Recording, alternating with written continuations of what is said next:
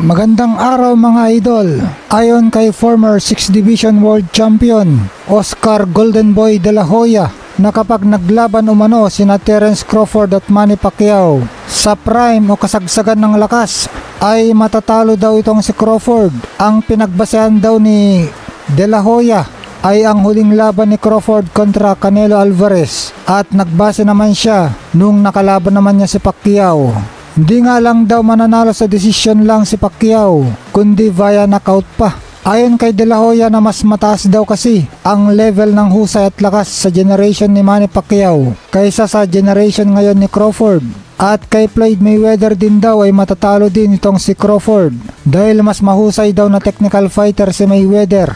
Dagdag pa ni De La Hoya na magiging ordinaryo nga lang daw itong si Crawford sa generation ni Pacquiao at Mayweather. Maalalang nanalo si Crawford kay Alvarez via unanimous decision at nanalo naman si Pacquiao kay De La Hoya via round 8 technical knockout. Samantala mga idol, ka-sparring ni General Casimero sa Japan, napakabigat pala. Nasa 135 pounds lightweight division lumalaban ito. Samantalang si Casimero ay lumalaban lang sa 122 pounds. Kaya halos 13 na libra ang pagitan nila. Pero kahit na masyadong malaki para kay Casimero ang ka-sparring, ipinakita niya na kaya niyang tanggapin ang mabigat na kamao ng kalaban. At ang maganda pa nito mga idol, yung birada naman ni Casimero ay iniinda ng kanyang kalaban. Kapag tumatama ang mga suntok ng Pinoy, ay napapabaling ang ulo ng ka-sparring. Ayon pa nga sa isang coach ni Casimero na isa ring Pinoy pero nakabase sa Japan na si Ray Orais, na sinabi daw sa kanya ng ka-sparmate ni Casimero na sumakit daw ang ulo nito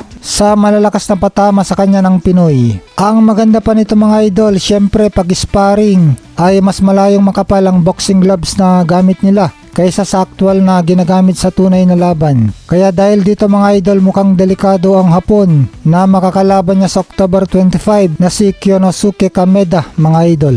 Samantala mga idol, dating pinabagsak at tinalo ni Casimero na Namibian fighter Philippus Ngitumbua, napakalaki ng tiwala sa sariling kakayahan. Sabi niya kasi na kaya daw niyang patulugin ng sabay sa isang gabi lang itong sina current undisputed super bantamweight champion The Monster Naoya Inoue at dating unified champion Murodjon Akhmadaliev.